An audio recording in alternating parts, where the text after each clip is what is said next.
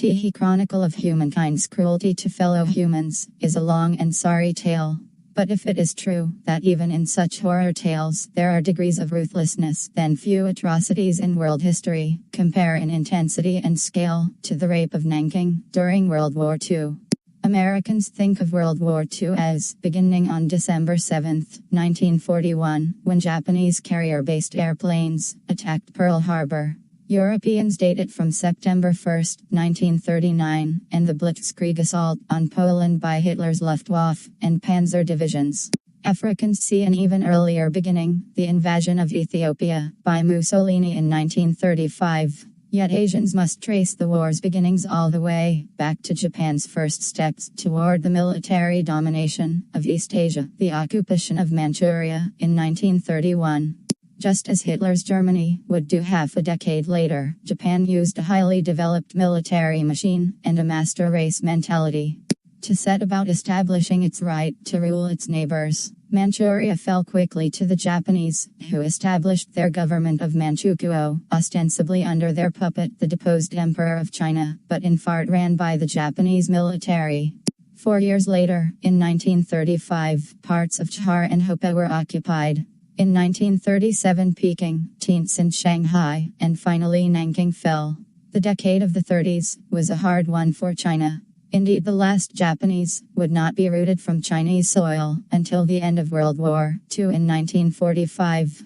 No doubt, those 14 years of domination by the Japan as military were marked by countless incidents of almost indescribable ruthlessness. We will never know everything that happened in the many cities and small villages that found themselves prostrate beneath the boot of this conquering force. Ironically, we do know the story of Nanking, because some foreigners witnessed the horror and sent word to the outside world at the time, and some Chinese survived as eyewitnesses. If one event can be held up as an example of the unmitigated evil lying just below the surface of unbridled military adventurism, that moment is the Rape of Nanking.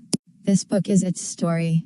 The broad details of the rape are, except among the Japanese, not in dispute. In November 1937, after their successful invasion of Shanghai, the Japanese launched a massive attack on the newly established capital of the Republic of China. When the city fell on December 13, 1937, Japanese soldiers began an orgy of cruelty, seldom if ever matched in world history. Tens of thousands of young men were rounded up and herded to the outer areas of the city, where they were mowed down by machine guns used for bayonet practice, or soaked with gasoline and burned alive. For months the streets of the city were heaped with corpses and reeked with the stench of rotting human flesh. Years later, experts at the International Military Tribunal of the Far East (IMF) estimated that more than 260,000 non-combatants died at the hands of Japanese soldiers at Nanking in late 1937 and early 1938, though some experts have placed the figure at well over 350,000. This book provides only the barest summary of the cruel and barbaric acts committed by the Japanese in the city, for its aim is not to establish a quantitative record to qualify the event as one of the great evil deeds of history, but to understand the event so that lessons can be learned and warnings sounded. Differences in degree, however, often reflect differences in kind, and so a few statistics must be used to give the reader an idea of the scale of the massacre that took place 60 years ago in a city named Nanking. One historian has estimated that if the dead from Nanking were to link hands, they would stretch from Nanking to the city of Hangzhou, spanning a distance of some 200 miles. Their blood would weigh 1,200 tons, and their bodies would fill 2,500 railroad cars. Stacked on top of each other, these bodies would reach the height of a 74-story building. Using numbers killed alone, the Rape of Nanking surpasses much of the worst barbarism of the ages. The Japanese outdid the Romans. At Carthage only 150,000 died in that slaughter. The Christian armies during the Spanish Inquisition, and even some of the monstrosities of Timur-Lenk, who killed 100,000 prisoners at Delhi in 1398 and built 2 towers of skulls in Syria in 1400 and 1401. It is certainly true that in this century, when the tools of mass murder were fully refined, Hitler killed about 6 million Jews and Stalin more than 40 million Russians, but these deaths were brought about over some few years. In the Rape of Nanking, the killing was concentrated within a few weeks. Indeed, even by the standards of history's most distinctive war, the Rape of Nanking represents one of the worst instances of mass extermination. To imagine its comparative size, we must brace ourselves for a few more statistics. The death toll of Nanking, one Chinese city alone, exceeds the number of civilian casualties of some European countries for the entire war. Great Britain lost a total of 61,000 civilians, France lost 108,000, Belgium 101,000, and the Netherlands 242,000. Air bombing is considered, by those who reflect on these things, one of the most awesome instruments of mass destruction. Yet even the worst air attacks of the war did not exceed the ravages of Nanking. It is likely that more people died in Nanking than in the British raids on Dresden and the firestorm that followed.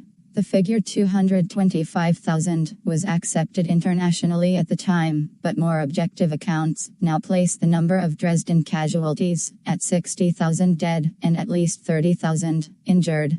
Indeed, whether we use the most conservative number 260,000 or the highest 350,000, it is shocking to contemplate that the deaths at Nanking far exceeded the deaths from the American raids on Tokyo, an estimated 80,000, 120,000 deaths, and even the combined death toll of the two atomic blasts at Hiroshima and Nagasaki by the end of 1945 st.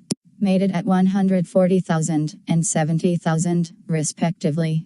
The Rape of Nanking should be remembered not only for the number of people slaughtered but for the cruel manner in which many met their deaths.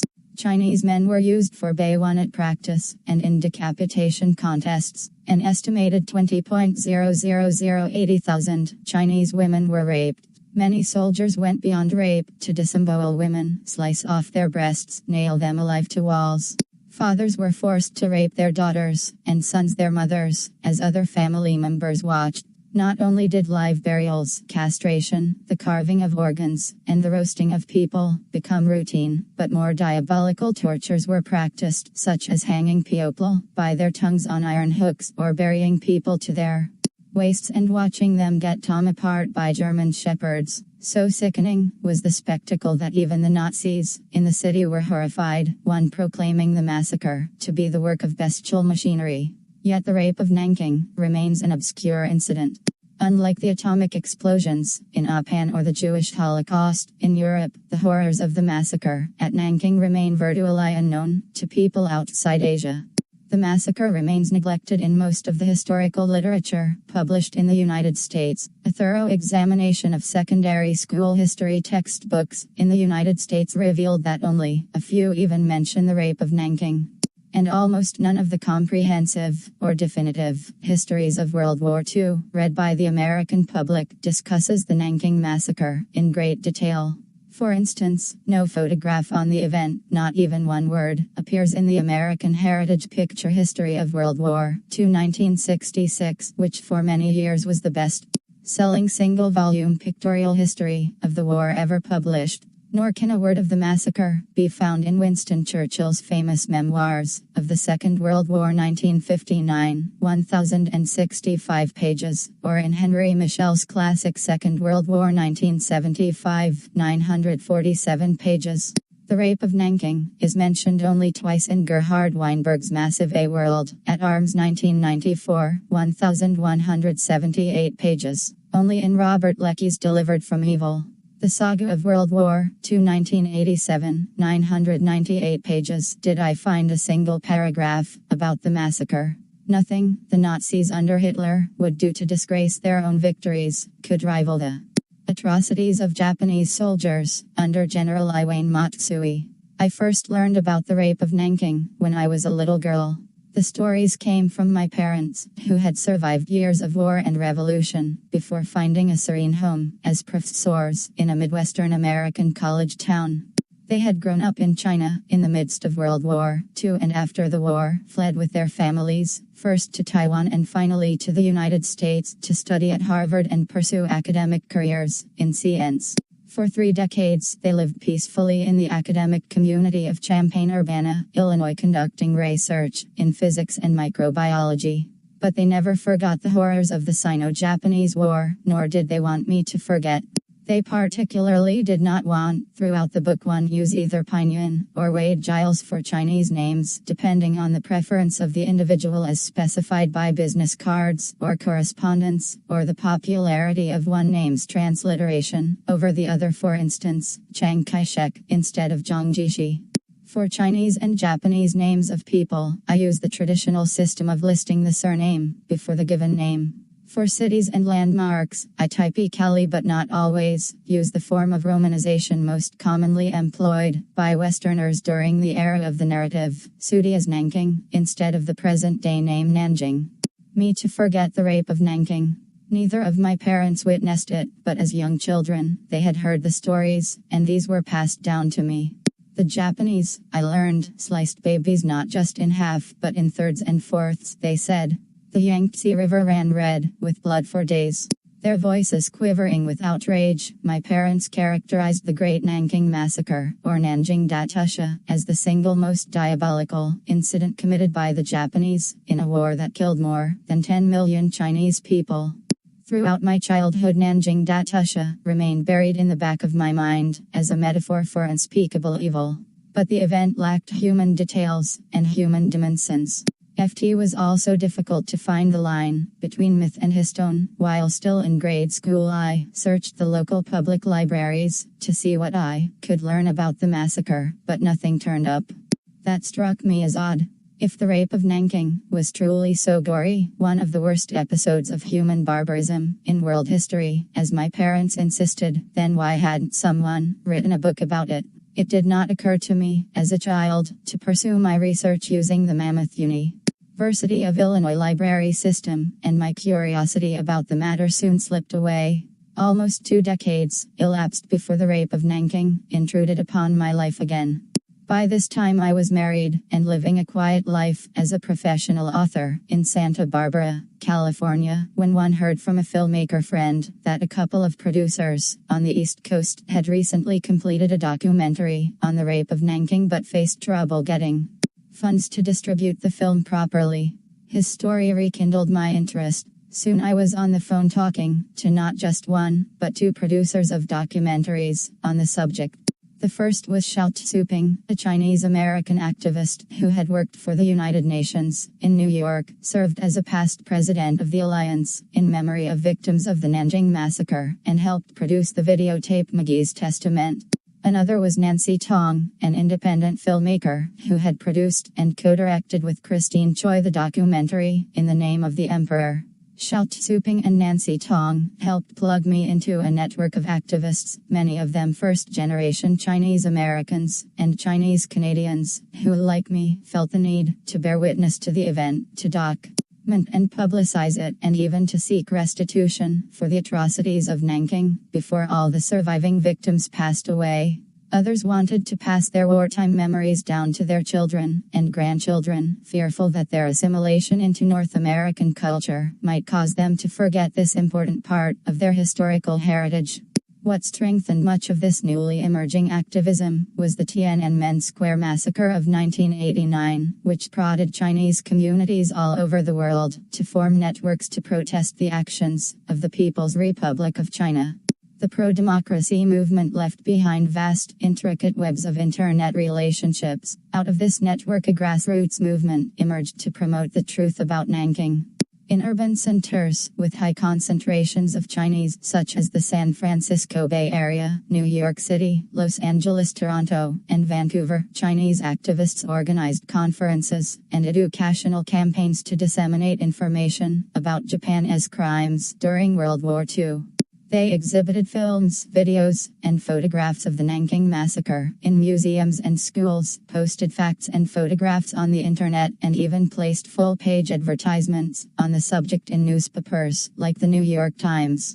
Some of the activist groups were so technologically sophisticated that they could, at the push of a button, send messages to more than 250,000 readers worldwide. That the Nanking Massacre of my childhood memories was not merely folk myth but accurate oral history hit me in December 1994 when I attended a conference sponsored by the Global Alliance for Preserving the History of World War II in Asia, which commemorated the victims of the Nanking atrocities. The conference was held in Cupertino, California, a San Luis suburb in the heart of Silicon Valley. In the conference hall, the organizers had prepared poster-sized photographs of the Rape of Nanking, some of the most gruesome photographs I had ever seen in my life. Though I had heard so much about the Nanking Massacre as a child, nothing prepared me for these pictures: stark black and white images of decapitated heads, bellies ripped open, and nude women forced by their rapists into various pornographic poses, their faces contorted into unforgettable expressions of agony and shame. In a single blinding moment I recognized the fragility of not just life but the human experience itself. We all learn about death while young.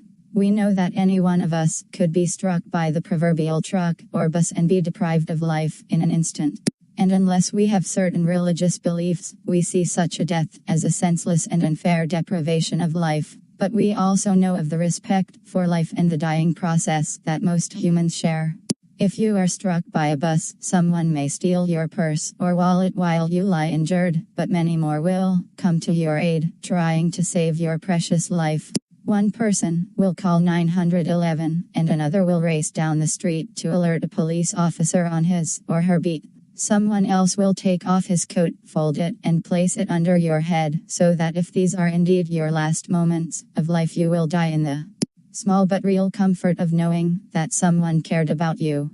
The pictures up on that wall in Cupertino illustrated that not just one person but hundreds of thousands could have their lives extinguished, die at the whim of others, and the next day, their deaths would be meaningless.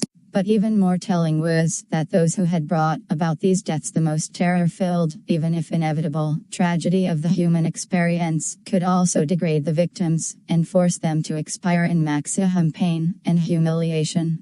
I was suddenly in a panic that this terrifying disrespect for death and dying, this reversion in human social evolution, would be reduced to a footnote of history, treated like a harmless glitch in a computer program that might or might not again cause a problem, unless someone forced the world to remember it.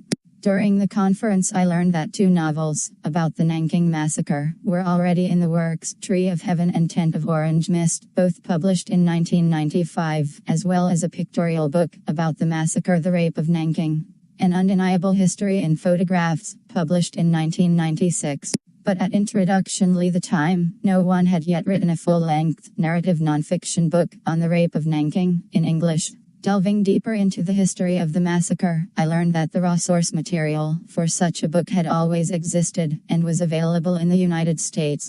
American missionaries, journalists, and military officers had all recorded for posterity, in diaries, films, and photographs, their own views of the event. Why had no other American author or scholar exploited this rich load of primary source material to write a nonfiction book, or even a dissertation exclusively devoted to the massacre?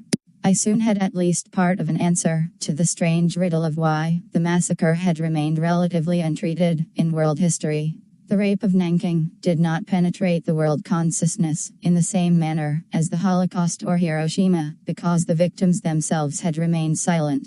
But every answer suggests a new question, and I now wondered why the victims of this crime had not screamed out for justice, or if they had indeed cried out, why had their anguish not been recognized? It soon became clear to me that the custodian of the curtain of silence was politics. The People's Republic of China, the Republic of China, and even the United States had all contributed to the historical neglect of this event for reasons deeply rooted in the Cold War. After the 1949 Communist Revolution in China, neither the People's Republic of China nor the Republic of China demanded wartime reparations from Japan as Israel had from Germany, because the two governments were competing for Japanese trade and political recognition. And even the United States, faced with the threat of communism in the Soviet Union and mainland China, sought to ensure the friendship and loyalty of its former enemy, Japan. In this manner, Cold War tensions permitted Japan to escape much of the intense critical examination that its wartime ally was forced to undergo. Moreover, an atmosphere of intimidation in Japan stifled open and scholarly discussion of the Rape of Nanking, further suppressing knowledge of the event. In Japan, to express one's true opinions about the Sino-Japanese War could be, and continues to be, career-threatening, and even life-threatening. In 1990, a gunman shot Motoshima Hitoshi, mayor of Nagasaki, in the chest for saying that Emperor Hirohito bore some responsibility for World War II. This pervasive sense of danger has discouraged many serious scholars from visiting Japanese archives to conduct their research on the subject. Indeed, I was told in Nanking that the People's Republic of China rarely permits its scholars to journey to Japan for fear of jeopardizing their physical safety. Under such circumstances, gaining access to Japanese archival source materials about the Rape of Nanking has been exceedingly difficult for people outside the island nation. In addition, most Japanese veterans who participated in the Rape of Nanking are for the most part unwilling to give interviews about their experiences, although in recent years a few have braved ostracism and even death threats to go public with their stories. What baffled and saddened me during the writing of this book was the persistent Japanese refusal to come to terms with its own past. It is not just that Japan has doled out less than 1% of the amount that Germany has paid in war reparations to its victims. It is not just that, unlike most Nazis, who if not incarcerated for their crimes, were at least forced from public life, many Japanese war criminals continued to occupy powerful positions in industry and government after the war. And it is not just the fact that while Germans have made repeated apologies to their Holocaust victims, the Japanese have enshrined their war criminals in Tokyo, an act that one American wartime victim of the Japanese has labeled politically equivalent to erecting a cathedral for Hitler in the middle of Berlin. Strongly motivating me throughout this long and difficult labor was the stubborn refusal of many prominent Japanese politicians, academics, and industrial leaders to admit, despite overwhelming evidence, that the Nanking Massacre had even happened. In contrast to Germany, where it is illegal for teachers to delete the Holocaust from their history curricula, the Japanese have for decades systematically purged references to the Nanking Massacre from their textbooks. They have removed photographs of the Nanking Massacre from museums, tampered with original source material, and excised from popular culture any mention of the massacre. Even respected history professors in Japan have joined right-wing forces to do what they perceive to be their national duty: discredit reports of a Nanking Massacre. In the documentary In the Name of the Emperor, one Japanese historian dismisses the entire Rape of Nanking with these words: "Even if 20 or 30 people had been killed, it would have been a great shock to Japan. Until that time, the Japanese troops had been exemplary." It is this deliberate attempt by certain Japanese to distort history that most strongly confirmed in me the need for this book.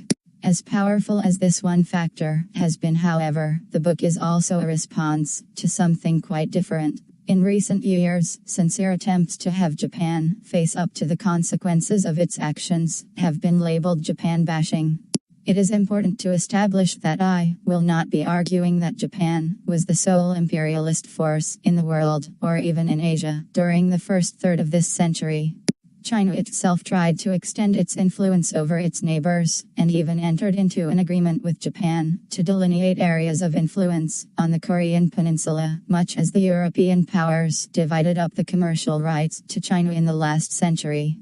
Even more important, it does a disservice not only to the men, women, and children whose lives were taken at Nanking, but to the Japanese people as well, to say that any criticism of Japanese behavior at a certain time and place is criticism of the Japanese as people. This book is not intended as a commentary on the Japanese character or on the genetic makeup of a people who would commit such acts. It is about the power of cultural forces, either to make devils of us all, to strip away that thin veneer of social restraint that makes humans humane, or to reinforce it. Germany is today a better place because Jews have not allowed that country to forget what it did nearly 60 years ago. The American South is a better place for its acknowledgement of the evil of slavery and the 100 years of Jim Crowism that followed emancipation. Japanese culture. Introduction 15 will not move forward until it too admits not only to the world, but to itself how improper were its actions of just half a century ago. Indeed, I was surprised and pleased by the number of overseas Japanese who attend conferences on the Rape of Nanking. As one suggested, we want to know as much as you do. This book describes two related, but discrete atrocities. One is the Rape of Nanking itself, the story of how the Japanese wiped out hundreds of thousands of innocent civilians in its enemy's capital. Another is the cover-up, the story of how the Japanese, emboldened by the silence of the Chinese and Americans, tried to erase the entire massacre from public consciousness, thereby depriving its victims of their proper place in history. The structure of the first part of my book, The History of the Massacre, is largely influenced by Rashomon, a famous movie based on a short story, Yabunanaku or In the Grove, by the Japanese novelist Akutagawa Ryunosuke about a rape and murder case in 10th century Kyoto. On the surface, the story appears simple. A bandit waylays a traveling samurai and his wife. The wife is raped and the samurai is found dead. But the story grows more complex when it is told from the perspective of each of the characters. The bandit, the wife, the dead samurai, and an eyewitness of the crime provide different versions of what happened. It is for the reader to pull all the recollections together, to credit or discredit parts or all of each account, and through this process, to create out of subjective and often self-serving perceptions, a more objective picture of what might have occurred. This story should be included in the curriculum of any course treating criminal justice. Its point goes to the heart of history. The Rape of Nanking is told from three different perspectives. The first is the Japanese perspective. It is the story of a planned invasion, what the Japanese military was told to do, how to do it, and why. The second perspective is that of the Chinese, the victims. This is the story of the fate of a city when the government is no longer capable of protecting its citizens against outside invaders. This section includes individual stories from the Chinese themselves, stories of defeat, despair, betrayal, and survival. The third is the American and European perspective.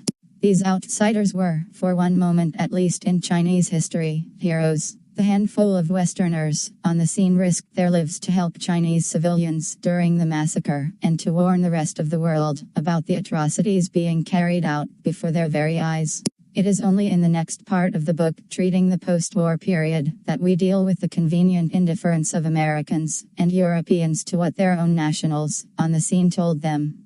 The last part of my book examines the forces that conspired to keep the Rape of Nanking out of public consciousness for more than half a century. I also treat the recent efforts to ensure that this distortion of history does not go unchallenged.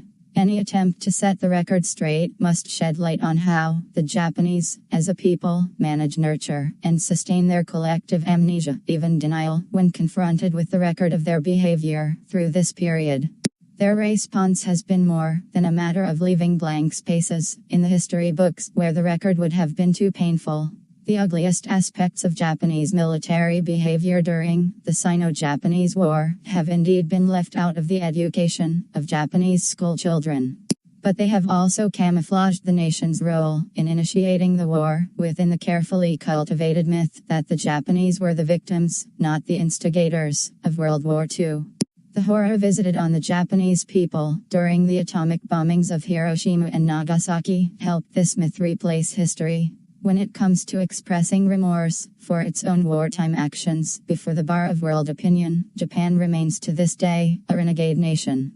Even in the period directly after the war, and despite the war crimes trials that found a few of its leaders guilty, the Japanese managed to avoid the moral judgment of the civilized world that the Germans were made to accept for their actions in this nightmare time. In continuing to avoid judgment, the Japanese have become the ringleaders of an other criminal act. As the Nobel laureate Elie Wiesel warned years ago, to forget a Holocaust is to kill twice. My greatest hope is that this book will inspire other authors and historians to investigate the stories of the Nanking survivors before the last of the voices from the past dwindling in number every year are extinguished forever. Possibly even more important, I hope it will stir the conscience of Japan to accept responsibility for this incident. This book was written with George Santayana's immortal warning in mind. Those who cannot remember the past are condemned to repeat it. Fall 1. 1 VFIN. Trying to understand the actions of the Japanese, the questions that call out loudest for answers are the most obvious ones. What broke down on the scene to allow the behavior of Japanese soldiers to escape so totally the restraints that govern most human conduct? Why did the Japanese officers permit and even encourage such a breakdown? What was the complicity of the Japanese government? At the very least, what was its reaction to the reports it was getting through its own channels, and to what it was hearing from foreign sources on the scene? To answer these questions, we must begin with a little history. The 20th century Japanese identity was forged in a 1,000-year-old system, in which social hierarchy was established and sustained through martial competition. For as far back as anyone could remember, these lands' powerful feudal lords employed private armies to wage incessant battle with each other. By the medieval times, these armies had evolved into the distinctively Japanese samurai warrior class, whose code of conduct was called Bushido, the way of the warrior. To die in the service of one's lord was the greatest honor a samurai warrior could achieve in his lifetime. Such codes of honor were certainly not invented by Japan as culture. The Roman poet Horace first defined the debt owed by the young men of each generation to their rulers: duc et decorum estate pro patria mori. But the samurai philosophy went a giant step beyond defining military service as fitting and proper. So harsh was its code that its most notable characteristic was the moral imperative that adherents commit suicide if ever they failed to meet honorably the obligations of military service, often with the highly ceremonial and extremely painful ritual of harakiri, in which the warrior met death by unflinchingly disemboweling himself in front of witnesses. By the 12th century, the head of the reigning and thereby most powerful family, now called the shogun, offered the emperor, who was worshipped as the direct descendant of the sun goddess, military protection of his samurai, in exchange for divine sanction of the entire ruling class. A deal was struck. In time, the code of the samurai, initially followed by only a small percentage of the population, penetrated deep into the Japanese culture and became the model of honorable behavior among all young men. Time did not erode the strength of the Bushido ethic, which first emerged in the 18th century and was practiced to extremes in the modern age. During World War II, the infamous kamikaze suicide missions, in which Japanese pilots ceremoniously trained to fly their planes directly into American ships, dramatically impressed upon the West how already the young men of Japan were to sacrifice their lives for the emperor. But it was more than a small elite group that held to the view of death over surrender. It is striking to note that while the Allied forces surrendered at the rate of 1 prisoner for every 3 dead, the Japanese surrendered at the rate of only 1 per 120 dead. Another force that gave Japan its peculiar character was the path to Nanking's isolation, both physical and self-imposed. By the late 15th and early 16th centuries, Japan was ruled by the Tokugawa clan, who sealed off the island nation from foreign influence. This seclusion, intended to provide security from the wider world, instead insulated Japanese society from the new technology of the Industrial Revolution taking place in Europe, and left it less secure. For 250 years, Japanese military technology largely failed to advance beyond the bow, sword, and musket. By the 19th century, events beyond Japan's control would knock the country out of its cocoon, leaving it in a state of insecurity and xenophobic desperation.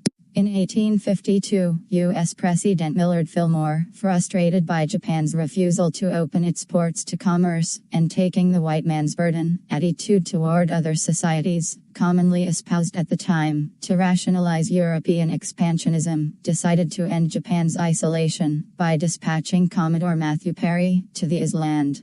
Perry studied Japanese history carefully and decided to shock the Japanese into submission with a massive display of American military force. In July 1853, he sent a flotilla of ships belching black smoke into Tokyo Bay, giving the people of Japan their first glimpse of steam power. Surrounding himself with some 60 to 70 aggressive-looking men, armed with swords and pistols, Perry strode through the capital of the shogun and demanded meetings with the highest-ranking officials in Japan.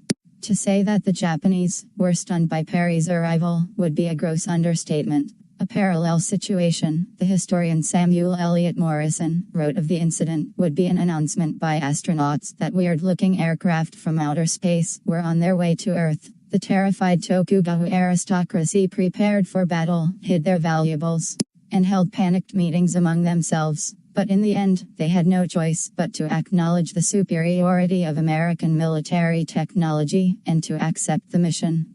With this single visit, Perry not only forced the Tokugawa to sign treaties with the United States but broke down the doors of Japanese trade for other countries, such as Britain, Russia, Germany, and France. The humiliation of this proud people left a residue of fierce resentment. Secretly, some members of the Japanese power elite advocated immediate war with the Western powers, but others counseled prudence, arguing that war would weaken only Japan, not the foreigners. Those taking the latter position urged that the leadership placate the intruders, learn from them, and quietly plan their retaliation. As we are not the equals of foreigners in the mechanical arts, let us have intercourse with foreign countries, learn their drill and tactics, and when we have made the left bracket Japanese right bracket nations as united as one family, we shall be able to go abroad and give lands in foreign countries to those who have distinguished themselves in battle. The soldiers will vie with one another in displaying their intrepidity, and it will not be too late then to declare war. Although that view did not prevail, the words would prove prophetic, for they described not only the strategy the Japanese would follow, but the long-term horizons of those who think of life in terms of the state and not of individuals. With no clear course open to them, the Tokugawa decided to watch and wait a decision that signed the death warrant of their reign.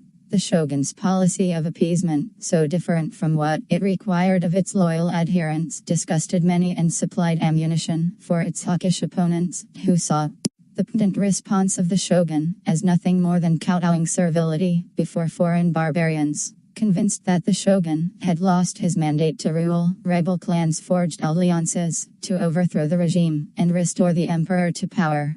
In 1868, the rebels achieved victory in the name of the Meiji Emperor and ignited a revolution to transform a patchwork of warring fiefdoms into a modern, powerful Japan. They elevated the sun cult of Shinto to a state religion and used the emperor as a national symbol to sweep away tribalism and unite the islands. Determined to achieve eventual victory over the West, the new imperial government adopted the samurai ethic, the path to Nanking 23 of Bushido, as the moral code for all citizens. The foreign threat acted as a further catharsis for the islands. In an era later known as the Meiji Restoration, Japan resounded with nationalistic slogans, such as "Revere the Emperor," "Expel the Barbarians," and "Rich Country, Strong Army."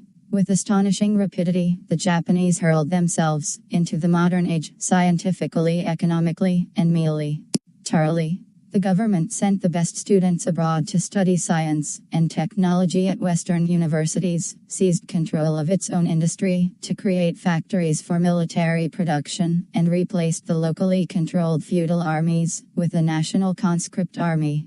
It also meticulously analyzed the defense cultures of the United States and Europe, favoring above all the German military system. But the knowledge of Western technology and defense strategies brought back by its foreign-educated students shattered the country's old confidence in Japanese military superiority, leaving it deeply uneasy about the inevitability of victory in its future showdown with the West. By the late 19th century, Japan was ready to flex its muscles, testing its new strength on Asian neighbors. In 1876, the Meiji government dispatched to Korea a naval force of 2 gunboats and 3 transports and forced the Korean government to sign a treaty of commerce, a move hauntingly reminiscent of what Perry had forced on Japan. Then it clashed with China over Korea. An 1885 treaty had established Korea as a co-protectorate of both China and Japan, but hostilities broke out within a decade when the Chinese tried to quell a Korean rebellion, backed by Japanese ultranationalists.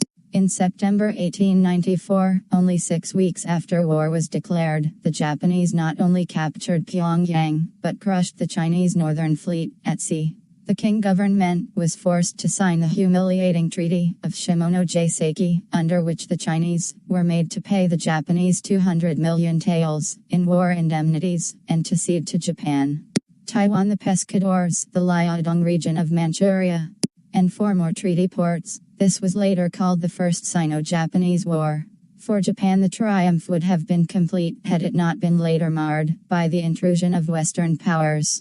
After the war, the Japanese won the greatest prize of the war, the Liaodong Peninsula, but were forced to surrender the last by the tripartite intervention of Russia, France, and Germany. This further illustration of the power of faraway European governments to dictate Japanese conduct only stiffened Japan's resolve to gain military supremacy over its Western tormentors. By 1904, the nation had doubled the size of its army and gained self-sufficiency in the production of armaments. That strategy soon paid off. Japan was able to boast of defeating not only China in battle but Russia as well. In the Russo-Japanese War of 1905, the Japanese recapture of Port Arthur in the Liaodong Peninsula and naval victory at Tsushima gained half of the Sakhalin Islands and commercial supremacy in Manchuria. This was heady stuff for a proud country that had been chafing for 50 years under the humiliation dealt it by the Western nations. Giddy with triumph, a Japanese professor summed up the sentiments of his country when he declared that Japan was destined to expand and govern other nations. Largely because of these successes, the early part of the 20th century was a euphoric time for Japan. Modernization had earned for the country not only military prestige, but unprecedented economic prosperity. The First World War created a huge demand for Japanese steel and iron production, as well as for Japanese textiles and foreign trade. Stock prices skyrocketed, and moguls sprang up from obscurity, dazzling the country with their extravagance. Even Japanese women traditionally cloistered away in this male-dominated society were seen gambling away fortunes at casinos and racetracks. Perhaps if the prosperity had lasted, a solid middle class might have emerged in Japan to provide the people with the strength to check imperial military influence. But it did not. Instead, Japan would soon be faced with the single most disastrous economic crisis in its modern history, a crisis that the path to Nanking 25 would wipe out its previous gains, push it to the brink of starvation, and propel it down the path of war. The 1920s drew down the curtain on Japan's golden era of prosperity. When the end of World War I halted the previously insatiable demand for military products, Japanese munitions factories were shut down, and thousands of laborers were thrown out of work. The 1929 stock market crash in the United States and the depression that followed it also reduced American purchases of luxuries, crippling the Japanese silk export trade. As important, many international businessmen and consumers went out of their way to shun Japanese products in the post-war decade, even though Japan had been on the Allied side in the First World War. Although both the European nations and the Japanese expanded their overseas empires with the spoils of the First World War, Japanese expansion was not looked on in the same way. Repulsed by aggressive Japanese accessions toward China through the first decades of the new century, and even more so by Japan's attempts at Western-style colonialism in the former German colonies, it now controlled as a consequence of the war settlements, Western financiers began to invest more heavily in the Chinese. In turn, China, enraged by the Versailles decision to grant Japan the German rights and concessions in the Shantung Peninsula, organized widespread boycotts of Japanese goods. These developments hurt the Japanese economy still further, and gave rise to the popular belief that Japan had once again become the victim of an international conspiracy. The downturn in the economy devastated the average Japanese community.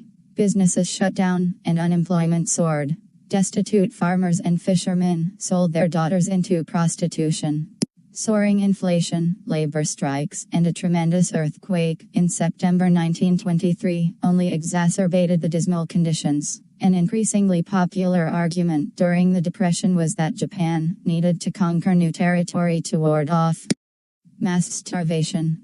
The population had swollen from some 30 million at the time of the Meiji Restoration to almost 65 million in 1930, making it increasingly difficult for Japan to feed its people. With great effort, Japanese farmers had pushed up the yield per acre until it would increase no more, and by the 1920s agricultural production had leveled off. The continually expanding population forced Japan to rely heavily on imported foodstuffs every year, and between the 1910s and the end of the 1920s rice imports tripled. They had once been paid for by Japan's textile exports, but the latter were now subject to reduced foreign demand, intense competition, and often discriminatory tariffs. By the 1920s, young radicals in the Japanese army were arguing that military expansion was crucial to the country's survival. In his book Addresses to Young Men, Lieutenant Colonel Hashimoto Kingoro wrote, "There are only three ways left to Japan to escape from the pressures of surplus population: emigration, advance into world markets, and expansion of territory. The first door, emigration, has been barred to us by the anti-Japanese immigration policies of other countries. The second door is being pushed shut by tariff barriers and the abrogation of commercial treaties. What should Japan do when two of the three doors have been closed against her?" Other Japanese writers pointed to the spacious territories of other countries, complaining about the injustice of it all, especially since these other countries were not making the most of their land by achieving the high per acre yields that Japanese farmers had obtained. They looked enviously upon not only China's vast land resources, but those of Western countries. Why, the military propagandist Araki Sadao asked, should Japan remain content with 142,270 square miles, much of it barren, to feed 60 million mouths, while countries like Australia and Canada had more than 3 million square miles to feed 6.5 million people each? These discrepancies were unfair. To the ultranationalists, the United States enjoyed some of the greatest advantages of all. Araki Sadao pointed out that the United States possessed not only 3 million square miles of home territory, but 700,000 square miles of colonies. If expansion westward to the Pacific Ocean was the manifest destiny of the 19th century United States, then China was 20th century Japan's manifest destiny. It was almost inevitable that this homogeneous people of high personal esteem would see the socially fragmented and loosely governed expanse of China as having been put there for their use and exploitation. Nor were Japan's covetous intentions limited only to Asia. In 1925, just a short 3 years after Japan entered into a capital ship limitation treaty with the United States, Great Britain, France, and Italy that afforded it a distinctive role as the world's third largest naval power, Okawashima national activist wrote a book that insisted not only on Japan's destiny to free Asia but also on the inevitability of world war between Japan and the United States. In the concluding chapter of his book, he was more prophetic than he realized when he predicted a divine, almost apocalyptic struggle between the two powers. Before a new world appears, there must be a deadly fight between the powers of the West and the East. This theory is realized in the American challenge to Japan. The strongest country in Asia is Japan, and the strongest country that represents Europe is America. These two countries are destined to fight. Only God knows when it will be. By the 1930s, the Japanese government found itself mired in intrigue, as those who favored using Japan's newly acquired technological skills to build a better society competed for influence with those who wanted to use the nation's military superiority over its neighbors to embark on a program of foreign conquest. Expansionist ideologies gained fervent support from right-wing ultranationalists who called for a military dictatorship that would limit personal wealth, nationalize property, and dominate Asia. These ideas fueled the ambitions of junior military officers, whose rural backgrounds and youth made them naturally distrustful of Tokyo politicians, as well as impotent for immediate access to power. Though the officers feuded among themselves, they shared a similar mission. To overhaul society and eliminate all bureaucratic, economic, and political obstacles to what they believed to be Japan's divine mission, to avenge itself against the Europeans and dominate Asia. Step by step, the interventionists forced a series of compromises from the moderate elements in government. But disappointed by the pace of change, they began to conspire among themselves to topple the government. In 1931, a coup was planned but abandoned. In 1932, a group of naval officers launched a terrorist attack in Tokyo that killed Prime Minister Inaki Tsuyoshi, but failed to secure martial law. On February 26, 1936, a clique of young officers launched a bold coup d'etat that took the lives of several statesmen. Though the coup paralyzed downtown Tokyo for more than 3 days, it ultimately failed, and the ringleaders were jailed or executed. Power shifted from the extremists to a more cautious faction within the government, though it is important to point out that even this faction shared many of the young officers' fanatical views when it came to Japan's right to a dominant role in Asia.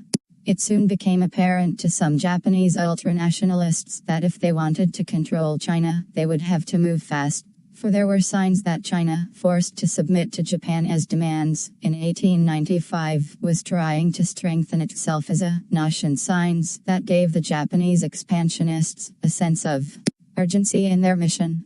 China had indeed used the past 2 decades to transform itself from a disintegrating empire into a struggling national republic. In 1911, rebel armies defeated the Qing imperial forces and ended more than 2 centuries of Manchu rule. During the 1920s, the nationalists, under Chiang Kai-shek, successfully fought the warlords of northern China to unify the country. They also announced as a goal the elimination of unfair treaty agreements foisted upon the Qing dynasty by foreign powers. As Chiang's movement gained momentum, it threatened Japanese interests in Manchuria and Mongolia. Something had the path to Nanking 29 to be done, and quickly, before China grew too powerful to be conquered. With the approval of the Japanese government, the military began to intervene more aggressively in Chinese affairs. In 1928, they engineered the assassination of Chiang Tsulin, the warlord ruler of Manchuria, when he failed to give them his full cooperation. The murder only served to infuriate the Chinese people, who organized more boycotts against Japanese goods. By the 1930s, Japan had launched an undeclared war with China. On September 18, 1931, the Japanese army blew up the tracks of a Japanese-owned railway in southern Manchuria, hoping to incite an incident. When the blasts failed to derail an express train, the Japanese killed the Chinese guards instead, and fabricated a story for the world press about Chinese saboteurs. This incident gave the Japanese an excuse to seize Manchuria, which was renamed Manchukuo, and where the Japanese installed Puyi, the last emperor of China and heir of the Manchu dynasty, as puppet ruler. The seizure of Manchuria, however, generated anti-Japanese sentiment in China, which was whipped up by nationalist activists. Feelings ran high on both sides and erupted in bloodshed in 1932 when a Shanghai mob attacked 5 Japanese Buddhist priests, leaving one of them dead. Japan immediately retaliated by bombing the city, killing tens of thousands of civilians. When the slaughter at Shanghai aroused worldwide criticism, Japan responded by isolating itself from the international community and withdrawing, in 1933, from the League of Nations. To prepare for the inevitable war with China, Japan had spent decades training its men for combat. The molding of young men to serve in the Japanese military began early in life, and in the 1930s the martial influence seeped into every aspect of Japanese boyhood. Toy shops became virtual shrines to war, selling arsenals of toy soldiers, tanks, helmets, uniforms, rifles, anti-aircraft guns, bugles, and howitzers. Memoirs from that time describe pre-adolescent boys waging mock battles in the streets using bamboo poles as imaginary rifles. Some even tied logs of wood on their backs and fantasized about dying as human bomb heroes in suicide missions. Japanese schools operated like miniature military units. Indeed, some of the teachers were military officers who lectured students on their duty to help Japan fulfill its divine destiny of conquering Asia and being able to stand up to the world's nations as a people second to none. They taught young boys how to handle wooden models of guns, and older boys how to handle real ones. Textbooks became vehicles for military propaganda.